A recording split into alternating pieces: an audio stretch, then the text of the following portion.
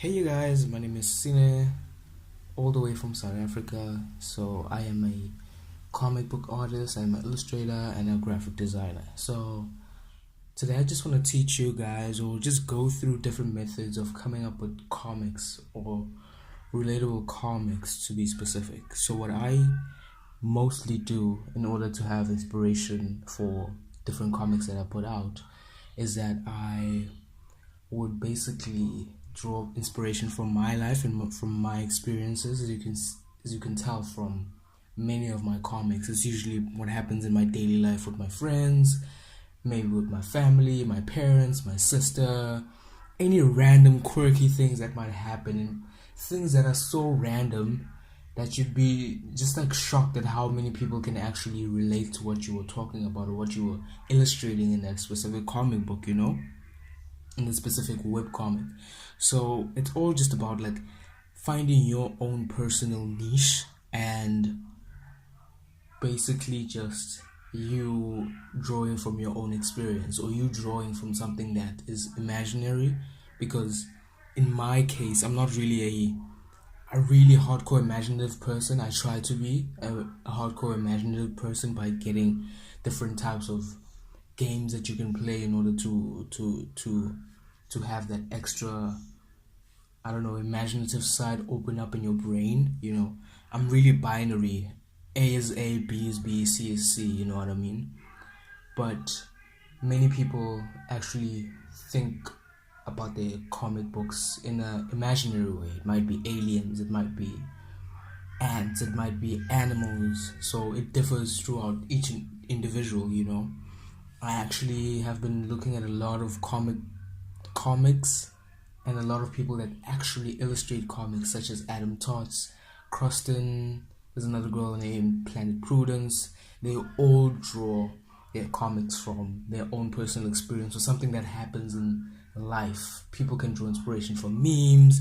People draw inspiration from, a lot of things that are happening in the world, politically wise. There's so many comics out there, and even if starting out your comics don't really look up to par or you don't really like how they look like, the style, just keep on pushing, because I started from way at the bottom. I think I started last year. Last year I was studying visual communication, so I had a little bit of that experience on using Photoshop and Illustrator. But if you're like a first time user, I'll just suggest that you start in pencil first and then go into digital, or go and start with pencil, fine liner, take a picture of it, upload it to Instagram, Twitter, Facebook, wherever you choose to put your artwork and wherever you choose to just express your artsy side.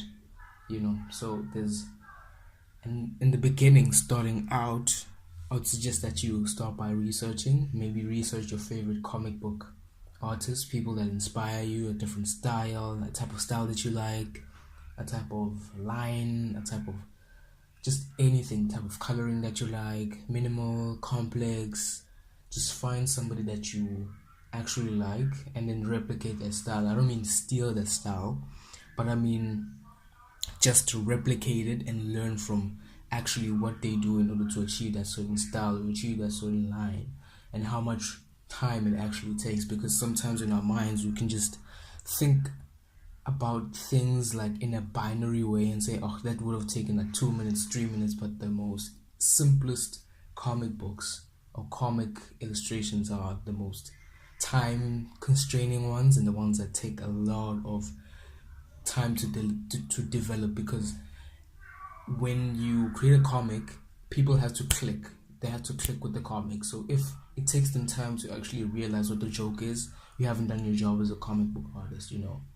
And sometimes people choose to develop their characters. It doesn't even matter if your character is looking one way in the beginning and then looking way different at the end. That's character development, which is actually growth.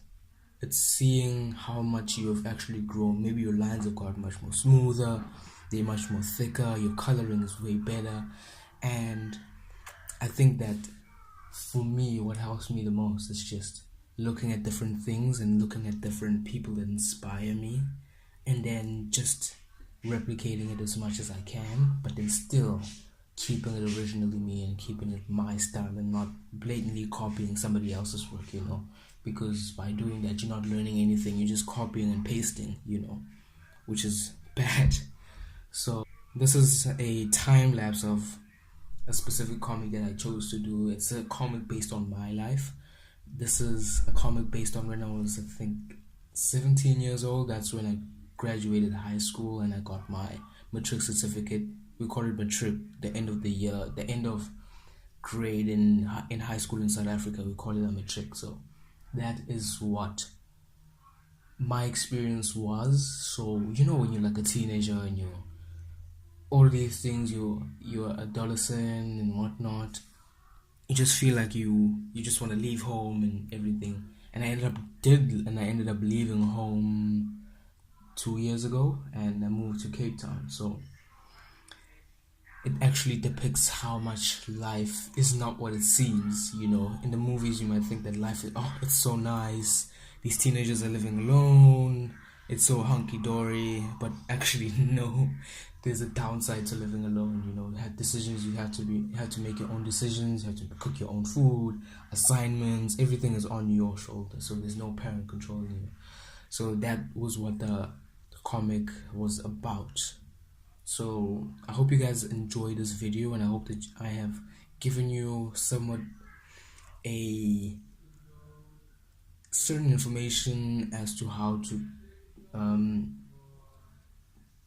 illustrate your comic books and to illustrate your web comics. I wish you all the best, and I hope that this video has helped you a lot. Please don't forget to click that like button, click the subscribe button, and I'll try by all means to give out quality content and keep on growing with you guys.